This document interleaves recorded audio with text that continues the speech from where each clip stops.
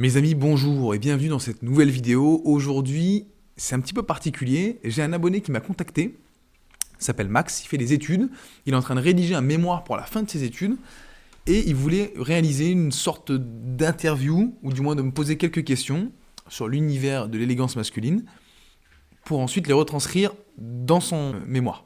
Donc ça va être très cool, il y a pas mal de petites questions, j'ai pas vu encore les questions qu'il va me poser, donc on va découvrir ça ensemble. J'espère que ça vous plaira, que mes réponses seront un petit peu intéressantes. Je vous souhaite une bonne vidéo et n'hésitez pas à liker et commenter si jamais ça vous a plu. À bientôt. Voilà. Est-ce que t'es prêt? Ouais, totalement.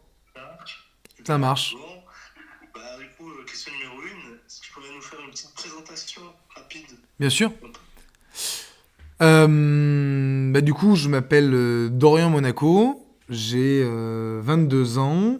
Je suis étudiant actuellement et je fais des vidéos en ligne depuis pratiquement 3 ans. Sur l'univers de l'élégance masculine en général, voire même parfois de la mode masculine, parce que des fois je touche certains sujets un petit peu plus larges. J'ai commencé sur TikTok, maintenant je suis beaucoup plus sur Insta. Je fais aussi des vidéos YouTube et parfois des live Twitch. Mon axe, c'est plus les grands débutants, ainsi que la mode accessible, via notamment la seconde main, grosso modo. D'accord. Comment est-ce que tu as commencé justement cette démarche de faire des vidéos et puis aussi t'habiller de manière élégante? Comment est-ce que ça t'est venu? Alors, pour le vêtement, depuis gamin, je vois mon père qui, lui, est directeur commercial. Donc, il était toujours vu en costume. Même quand j'étais plus jeune, il avait costume cravate. Après, il l'a perdu parce que ça se faisait plus en entreprise. Je l'ai toujours vu mon père habillé en chemise, tout ça. J'ai toujours vu avec une paire de Richelieu aux pieds. J'ai toujours entendu rentrer avec ses talons dans la maison. Et mine de rien, je pense que ça a, à la base déjà, posé une petite germe en bas. Parce que pourtant, il a un style qui est très moderne. Pas du tout vintage ou autre. Hein. C'est vraiment très classique, du De Red, du Zara. Voilà, c'est vraiment du costume classique. Et quand je suis rentré en deuxième année de classe préparatoire, je sais pas pourquoi, j'ai été un petit peu titillé. Je suis tombé sur des vidéos de Hugo Jacomet à l'époque, comme ça par hasard sur YouTube. Ça m'avait bien plu, je trouvais ça cool, et je m'étais dit, en vrai, pourquoi pas changer de style? Pourquoi pas essayer d'avoir un vrai style un petit peu atypique? Euh, et un style un peu plus homme, on va dire, que enfant, adolescent. Donc là, j'avais 19 ans, tout jeune. Et j'ai commencé doucement. Donc, du Célio, du Jules, avec tout ce que je trouvais pour tester, on va dire. Je me renseignais beaucoup, je regardais beaucoup de vidéos. Après, je suis tombé sur Twitter, sur un groupe qui s'appelait Les Damoiseaux, qui est super et qui m'a beaucoup appris. Bon, bref, c'est top. Et ensuite, les vidéos, tout simplement, j'aimais beaucoup ce milieu. Je voyais des vidéos en ligne de personnes sur ce milieu-là, mais il y avait pratiquement personne sur TikTok. C'était beaucoup du YouTube, un petit peu du Insta, pratiquement personne sur TikTok. Du coup, ça c'était quoi? C'était en 2020? Ça, c'était en 2000. Moi j'avais. Non, c'était en 2021. 2021. Ouais. Ok. Et du coup, je me suis dit, je vais faire des vidéos. Parce que déjà, moi, j'ai fait pas mal de chaînes auparavant, YouTube notamment, un petit peu TikTok. J'ai déjà fait du live, donc j'étais habitué à la caméra, tout ça. Donc j'étais à l'aise avec ça et je me suis dit, j'ai envie de me lancer, même pas dans le but de faire de la stat. Je voulais me lancer parce que c'était un sujet qui me plaisait et j'avais juste envie de partager ce qui me faisait plaisir avec des gens. Essayer de trouver du monde aussi qui était dans le même délire que moi, parce que c'était quand même assez restreint à la base. Et voilà. Donc j'ai commencé comme ça. D'accord. C'est très drôle comment t'as raconté là, ton histoire de début de démarche, parce que je m'y retrouve beaucoup. Ah ouais. Je pense qu'on est un peu tous dans le même délire aussi. Comment est-ce que tu t'éduques, tu te renseignes à propos de ce sujet-là? Ok. Question super intéressante pour le coup. Alors comme j'ai dit, moi à la base, donc il y a eu tout au début, c'était Hugo Jacomet. C'était le groupe Les Damoiseaux, le compte Twitter Les Damoiseaux, qui faisait des articles complets sur les vestes, sur le tissu, sur les couleurs. C'était super intéressant et très complet. Ça m'a beaucoup appris pour le coup. Après, j'ai découvert 2-3 autres influenceurs. Bon, les grands classiques. Du Cormac, du PCR. À l'époque, il y avait Sartorial Smelter France, donc Clément, qui était très peu connu. Je crois que quand je l'ai découvert, il devait avoir même pas 10 000 abonnés. C'était un peu personne. Je le connais pas celui-là. Ah bah tu verras, il est très bien. Là, c'est du high level, hein, tu verras. Et il est monté en puissance et tout. Bref, donc moi, ça a été beaucoup de comptes Instagram pour les inspirations. Parce que du coup, surtout maintenant, plus le temps est passé, mais surtout maintenant, j'ai beaucoup d'inspirations différentes. Mais genre vraiment complètement différentes. Et dans les domaines qui sont vraiment hors sartoriaux. Parce que je trouve aussi que ça permet d'avoir une autre vision, une autre approche, que ce soit des couleurs, des vêtements, des tissus. Et ça permet aussi ensuite de te faire ta propre idée, ton propre goût, tu vois, ton propre style. Et ça, c'est super. Après, pour la technique, que ce soit les règles ou apprendre à faire un nœud, tout ça, je recherchais sur YouTube, je tapais des questions, je tapais des trucs, sur TikTok, je tapais des questions, je voyais s'il y avait des vidéos qui tombaient. Et après, c'était pas mal l'algorithme au hasard qui me faisait tomber sur des vidéos de mecs qui racontaient des choses. Continuer. La question suivante, c'était voilà, faut-il payer cher pour avoir un vêtement de qualité? Alors, dans quelle mesure? Bien sûr. De parler un peu de ça, parce que moi, l'exemple que j'ai, c'est. Bon, alors, malheureusement, on n'en a pas en Suisse, mais c'est Uniqlo. Ouais. La marque Uniqlo. Ouais. On peut trouver des bonnes pièces pour pas si cher.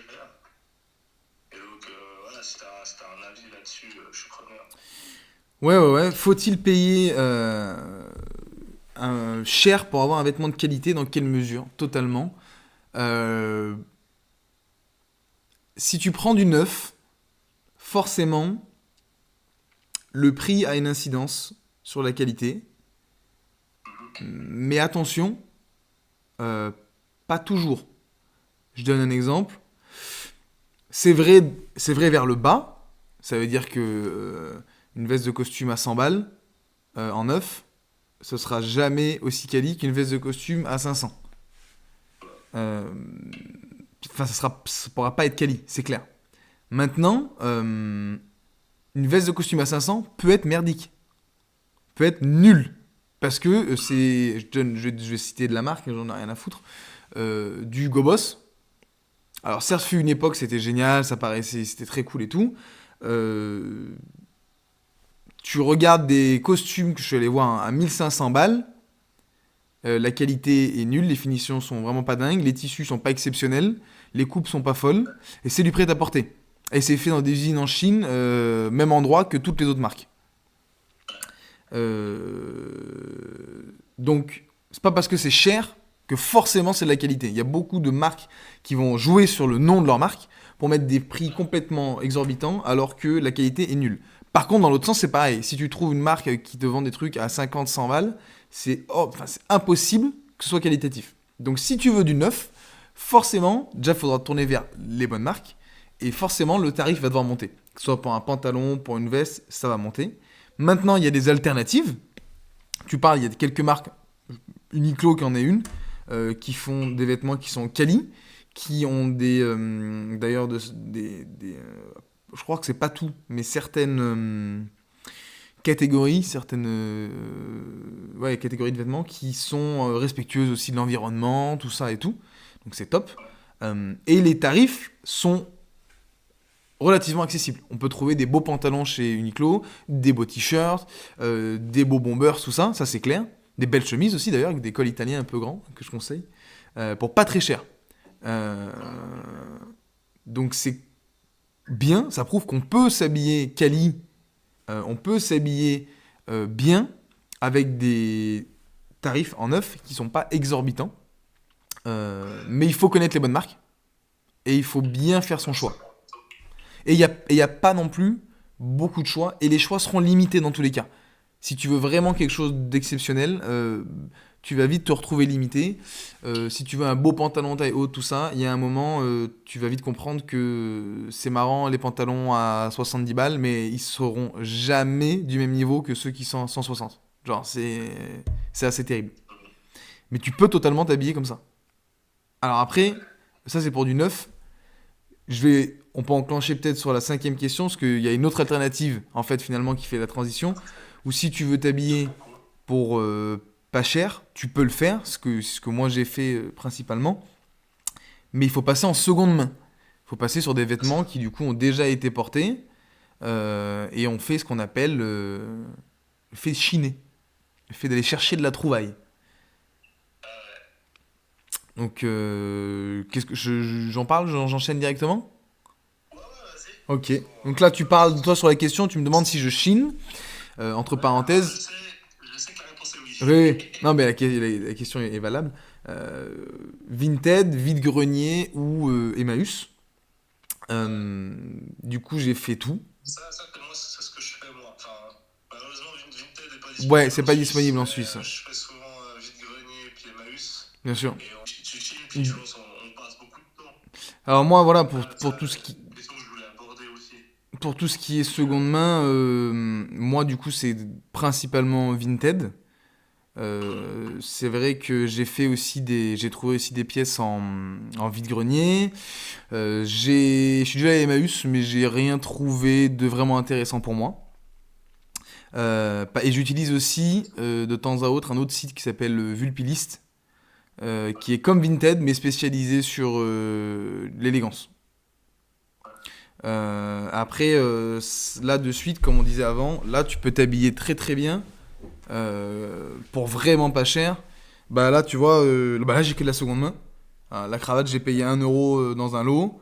La chemise, je l'ai payé à l'époque 12 euros, je crois.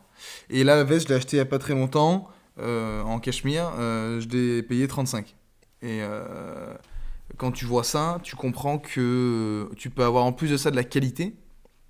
euh, pour vraiment pas cher. Par contre, ouais, comme tu disais, ça prend du temps. Ça demande d'avoir l'œil aussi, parce qu'il y a beaucoup de gens qui m'envoient des messages qui me demandent comment faire pour trouver des belles vestes, comment faire pour trouver des beaux pantalons, des chemises, tout ça. Est-ce que tu as des tips, des tips, des tips? Moi, je leur dis, j'ai aucun tips, parce que moi, je vais juste sur Vinted et je fouille un max. Et juste, avec le temps, mon œil se fait. Et je sais que, ah ben, rien qu'avec la photo, je sais que cette coupe-là, elle va pas me plaire. Je sais que là, la veste, elle est pas assez longue. Je sais que là, le pantalon va pas être assez droit. Et ensuite, je pose des questions aux vendeurs. Je leur demande des mesures, notamment, pour savoir, pour les comparer avec les miennes. Donc les largeurs d'épaule, les longueurs, les ci et ça. Et ensuite, j'achète. Et au pire des cas, en général, j'achète jamais des trucs très chers. Je fais exprès. Parce que dans le pire des cas, même si vraiment je me suis planté, ce qui m'arrive plusieurs fois, hein, j'ai encore des vêtements d'ailleurs qu'il faut que je revende, bah je les revends. Et c'est pas bien grave, hein, ça arrive, c'est comme ça. Voilà. À l'époque, il y avait pas mal de gens qui vendaient leurs cravates parce qu'ils les portaient plus, donc ça faisait des gros lots.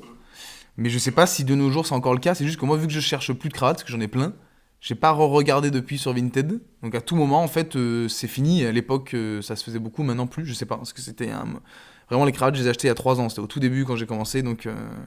Mais j'avais acheté plusieurs lots à vraiment pas cher. Et ça, c'était grave, grave cool. Ça m'avait vraiment mis bien pour le coup. Question suivante, j'ai quand même glissé un peu une question par rapport à toi, la problématique. C'est quel serait ton avis sur la fast fashion? Que tu consommes quand même dans certaines mesures ou t'évites au maximum? Je consomme quand même quelques pièces de fast fashion. Euh, Parce que mine de rien, c'est dur de s'en passer de nos jours.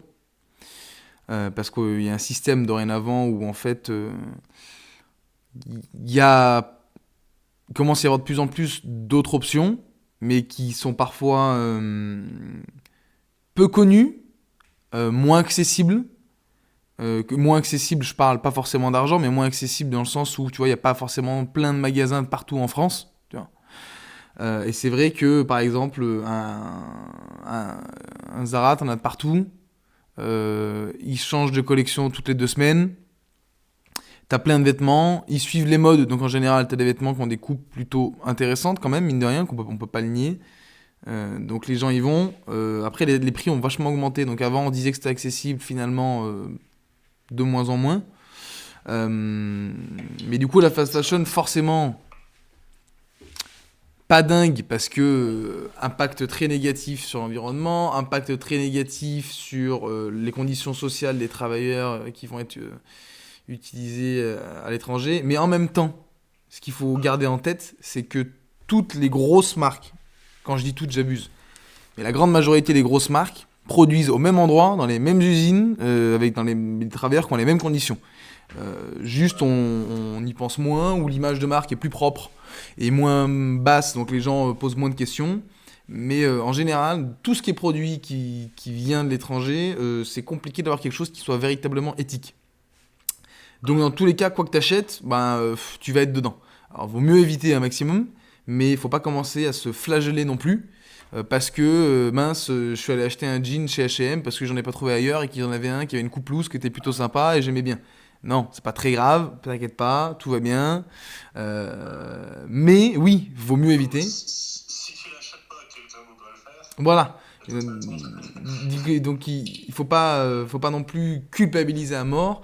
Ce qu'il faut par contre, oui, c'est essayer petit à petit de soit ralentir ta consommation, soit de tourner vers des marques, chercher des marques qui sont plus quali, qui du coup vont durer dans le long terme, qui font travailler des gens aussi qui en ont besoin, qui font fonctionner l'économie aussi d'un pays, euh, et qui tiendront plus longtemps. Donc forcément, comme je disais avant, tu consommeras moins, la finalité c'est ça. Donc voilà, en gros. Mais je comprends totalement qu'il y ait beaucoup de gens qui achètent en fast fashion, parce que c'est très simple, parce que c'est cool, parce que tu peux essayer, parce que tu as beaucoup de choix. C'est surtout ça, hein. Le choix, c'est ce qui c'est ce qui drive le plus en fait ce que les gens veulent. Et c'est voilà, grosso modo. La suite, c'est est-ce qu'on peut être élégant en bermuda ou en short? Je dirais. Ça dépend, enfin plutôt oui. Ça va dépendre. Je pense qu'il y a une question de. Il y a une première question qui est une question de sémantique, de définition, de qu'est-ce que tu entends par élégant. Et moi, sur mes vidéos, quand je parle d'élégance, il y en a beaucoup dans les commentaires qui me disent bah non, mais moi je trouve que on peut être élégant en jogging. J'ai déjà eu des commentaires comme ça, premier degré. Parce que chacun a une définition complètement différente de ce que peut être l'élégance. Bon. Moi, dans ma définition et dans ce que je promeus sur les réseaux, alors Bermuda, je sais pas trop ce que c'est. À vrai dire. Je connais le terme, mais je sais pas ce que ça représente. Mais le short, en tout cas, en été, on peut être élégant en short. Moi, je porte des shorts l'été, avec des chemises, tout ça, c'est très sympa. Donc oui. Après, est-ce qu'on sera forcément aussi élégant qu'en pantalon? Non. On sera forcément moins élégant. Mais c'est plus pratique, on va dire aussi. Il y a une question pratique dans le short. Et on peut très bien être, oui, avec une petite paire de mocassins, un joli short, une jolie ceinture tressée, et une chemise en lin par-dessus. Tu peux très bien être élégant, bien habillé, et voilà. Après, si c'est un gros short en jean qui te moule toutes les cuisses et que tu as un t-shirt en haut qui a une tache de gras, ça va être compliqué d'être élégant comme ça, quoi. Ouais, bien sûr. Mais sinon, ouais, voilà. Est-ce que ça te donne confiance en soi d'être habillé de manière élégante? Que tu es d'accord là-dessus? Je suis tout à fait d'accord. Euh, J'avais fait des vidéos où je parlais de ça. Quand je sors dans la rue et que je suis bien habillé, que je me sens, que je suis content de la tenue que je porte, euh, j'ai l'impression d'être invincible. J'ai l'impression que rien ne peut m'arrêter et que je vais conquérir le monde littéralement. Je suis sûr de moi, je suis très heureux, je suis bien. Mais ça vaut pour ce style-là. Mais comme pour tous les autres styles, n'importe qui sort et qui est content de la tenue qu'il porte et que il est fier de ce qu'il porte, il va prendre directement confiance en lui. Forcément, Le côté élégant, c'est encore autre chose parce que tu sais que t'attires l'œil. Tu sais que ça a un côté un petit peu statutaire aussi de porter un costume ou une cravate ou quelque chose. Et, et, euh, et du coup, ouais, ça te donne une super confiance en toi. Ouais. Mais c'est pas forcément lié, du coup, à une manière élégante de s'habiller. Je trouve, en tout cas pour moi, Pour toi, c'est pas c'est forcément lié. C'est plus le, comment t'es habillé. voilà, c'est plus le côté si t'es vraiment fier de ce que tu portes. Dans tous les Ouais. cas, quand tu sors, t'es là, putain, je suis là, ouais, je suis bien, j'aime bien ma tenue, c'est top. Maintenant, le côté élégant, il te donne un truc en plus, quand même, qu'on peut pas nier, qui est ce côté, c'est un peu bizarre, ça peut paraître bizarre ce que je vais dire, mais t'as l'impression d'être quelqu'un. T'as l'impression d'en imposer. T'as l'impression d'être un peu plus charismatique. T'as l'impression d'avoir quelque chose qui fait que tu vas être un peu plus respecté. C'est pas forcément le cas du tout, hein, ce que je te dis là, c'est que de l'hypothèse, mais c'est la sensation que tu peux prendre quand tu sors et que t'as un beau costume, une belle tenue, et que tu es content de ce que tu portes, quoi. Euh, ouais, je me sortir juste un petit peu des questions. C'est si t'as une pièce ou un accessoire préféré, un favori que. Si c'est un accessoire, quelque chose que t'aimes le plus souvent, Hmm, et, un accessoire, j'ai deux choses que j'apprécie énormément. La première, c'est la ceinture. J'aime ouais, beaucoup les ceintures. Il y en a plein qui sont contre et qui préfèrent les bretelles, ce que je comprends. Mais moi, j'adore. Parce qu'une belle ceinture, ça habille littéralement. Une belle c'est ceinture. obligé. Pardon. Une belle ceinture, ça habille. Ouais, ça habille. C'est un vrai bijou. C'est très joli. Ça apporte quelque chose en plus sur une tenue. Moi, j'adore. Après, il y a autre chose que j'ai découvert il y a quelques temps et que j'adore aussi, c'est les bagues. Alors là, j'en ai pas aujourd'hui. Mais je trouve que des belles bagues sur un homme, c'est sublime. Ça habille littéralement aussi la personne, la main, ça donne un vrai style, ça exprime aussi quelque chose, tu vois, ça peut être personnel, il peut y avoir une histoire derrière tout ça. Et j'adore. Les bagues, j'adore ça. Est-ce qu'on peut être élégant sans costume? Oui, on peut être élégant sans costume. Euh, Parce que déjà, il faut confondre. Pardon, il faut faire la différence entre un costume et une mise. Quand tu as une veste qui n'est pas du même tissu que le pantalon, c'est pas un costume. Même si tu portes une chemise et une cravate, c'est pas un costume. C'est une mise, c'est une tenue. Euh, un costume, c'est vraiment la veste et le pantalon assortis ensemble. Donc, moi, ce que je fais beaucoup, c'est ce qu'on appelle du dépareillé, où tu portes du coup une veste qui n'est pas la même que le pantalon. Tu peux jouer énormément avec les motifs, énormément avec les couleurs, énormément avec les tissus. C'est super intéressant, ça permet vraiment d'exprimer ton style d'ailleurs. Euh, et tu peux être extrêmement élégant, peut-être même parfois, si tu gères bien ton truc, plus qu'avec un vrai costume, complet je veux dire. Donc c'est top. Et même, je vais aller plus loin, tu peux être très élégant sans veste. C'est-à-dire que tu peux être juste avec un pantalon et une chemise, un pantalon et un polo, un pantalon et même un joli t-shirt. Ça peut se faire, hein, avec un joli t-shirt qui tombe bien, rentrer dans le pantalon, une belle paire de mocassins en bas, ou un, comment on dit, un débardeur, tu vois. Tu mets un débardeur, un pantalon taille haute, une belle ceinture, une paire de mocassins, t'es très bien. Toi, t'es bien habillé, t'es élégant, euh, sans qu'il y ait besoin de veste. Pardon. Vas-y, vas-y. Du coup, pour toi, ce que tu es en train de me décrire, ça serait plutôt l'importance comment dire, de la coupe, du textile. Ah mais totalement. La coupe déjà est reine. La coupe est reine. Euh, le tissu arrive en deuxième. Ça c'est très important. Après moi ce que je regarde beaucoup c'est la cohérence dans les tenues. Que ce soit la cohérence de formalité. Tu vas pas mettre une veste extrêmement formelle d'un costume pour aller au boulot avec un pantalon hyper détente qui n'a rien à voir. Tu vois. Pareil, tu vas pas mettre une chemise, je sais pas, pin collar qui est très formel avec le col et, le bout des manches blanc et rayé en dessous, ce qui est très très formel littéralement, avec une veste et un pantalon qui sont super détendus, casual. Ça n'a pas de sens, ça va pas ensemble. Il faut garder une cohérence là-dessus, quoi. Donc, Mm, mm, mm, mm. la forme et les couleurs, Tout à fait. ça a une sorte Ouais. d'élégance, Ah oui, oui, oui, oui, oui, tout sans, à fait. sans forcément être incomplet. Ouais, exactement. Tout à fait. Ok. Et Ah, sans tu vois. forcément être en chemise, tu peux être en polo aussi, tu peux être avec plein de trucs, un Henley, tout ça, c'est très sympa aussi.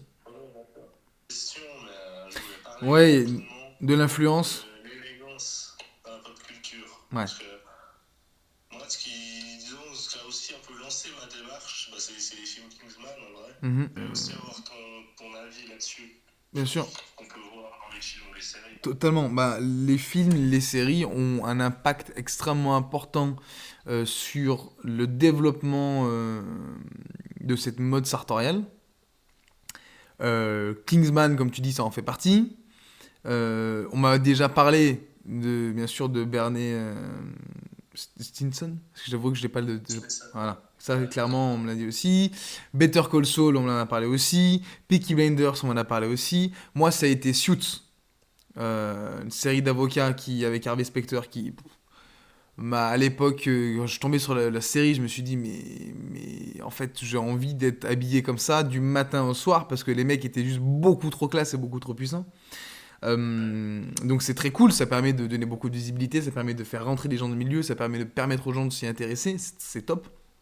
Euh, Maintenant, attention, il y a aussi un effet que je trouve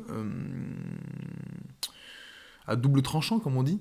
Euh, Surtout par exemple chez Peaky Blinders. Je vois où tu vas en venir. Parce qu'il y a beaucoup de gens qui apprécient, qui veulent s'habiller comme ça, et qui malheureusement tombent rapidement dans ce qu'on appelle du cosplay. Parce qu'ils s'habillent avec des codes qui sont plus du tout ceux de nos jours. Alors tu vas me dire, oui, mais toi aussi, le costume que tu portes, c'est plus des codes de nos jours. Techniquement, c'est vrai, mais ce que je porte, ça suit quand même des lignes directrices qui sont appliquées depuis longtemps, et qu'on retrouve même encore aujourd'hui, même dans les costumes qui sont modernes, tout ça. Alors qu'une casquette avec une pince à cravate et un costume en tweed de zinzin avec des grosses boutines et faire un regard méchant avec un 3 pièces avec une petite chaînette, ça se fait plus du tout. C'était très spécifique à une époque et en fait, peut vite paraître trop. Ça peut vite paraître, comme je disais, cosplay euh, presque, j'ai pas dit que c'était le cas, presque ridicule. Parce qu'on est en mode, mais qu'est-ce qu'ils font les mecs, être habillés comme ça, il n'y a pas de cohérence, c'est pas du tout adapté à l'environnement. Et du coup, je me retrouve avec beaucoup d'abonnés jeunes, parce que c'est le cas, qui essaient absolument de reproduire ce style, d'être à fond là-dedans, ce que je peux comprendre totalement quand t'es fan de la série, que ça te berce, ben, t'es dedans, je comprends. Mais faut essayer de s'en détacher. Tu peux t'en rapprocher, tu peux porter un style qui est très anglais, tu vois, avec du tweed, tout ça, très country, très campagne, très chasseur, ok, mais mais si tu essaies vraiment de copier purement le style Peaky Blinders, pour moi, ça va être compliqué d'être crédible, de ne pas tomber dans le cosplay très rapidement, quoi. Et du coup, la dernière question, c'était de nouveau à propos des accessoires. Euh, Est-ce que mettre des accessoires et en acheter Hmm, davantage, ça pousse à en acheter? ok. Euh, Très très bien. Moi, ça a été un peu pareil pour les ceintures. Parce que mine de rien, j'ai commencé avec juste une noire, une marron. Là, j'ai une noire, une marron, une blanche, une marron croco, une marron andin. Enfin bon, tu les enchaînes parce que tu veux toujours plus que ça matche avec d'autres choses. Maintenant, c'est clair pour les accessoires, mais en fait, c'est aussi clair un peu pour le reste. Tu t'achètes une première veste de costume, tu te dis bon, elle est sympa, en bleu comme ça, le blazer. Mais j'aimerais bien avoir aussi le marron. Donc t'en achètes une autre, et une autre, et une autre. Et les chemises, c'est pareil. Et les cravates, c'est pareil. Et les montres, c'est terrible. Tous les accessoires, ça fait que monter tout le temps. Donc ouais, clairement, plus tu achètes, plus tu as envie d'acheter. Parce que plus tu as l'impression qu'il te manque ce petit truc, ce petit... euh, cette couleur, cette texture, ça irait bien avec ça irait bien avec ça. Et clairement, ouais, ça te pousse à consommer, c'est assez terrible. C'est un peu un gouffre financier, surtout quand t'es passionné par ça. Ça te pousse toujours à prendre plus, quoi. Toi, tu parlais des vestes et des chemises. Pour moi, je trouve ça un peu moins le cas, toi, parce que Ouais. ça me fait 4-5 tenues différentes, c'est Mhm. chouette. Ouais, je vois très bien. Il n'y aurait pas besoin de forcément plus maintenant. Ok. Alors que les accessoires, je trouve que c'est beaucoup plus facile à permutable, Ouais, on peut dire ça. il y a une propension à aller acheter davantage qui est en effet plus importante que sur le reste. Bah, super. Ok, top. Je suis très content d'avoir ton avis. C'était une chouette entretien. Ben, ça m'a fait très plaisir, honnêtement. Sincèrement, c'est très cool. Les questions sont très sympas, donc c'est top. Super. Bah écoute, je te souhaite un bon week-end. Merci beaucoup, bon week-end à toi À aussi. bientôt. Et puis à la prochaine. Ciao, ciao.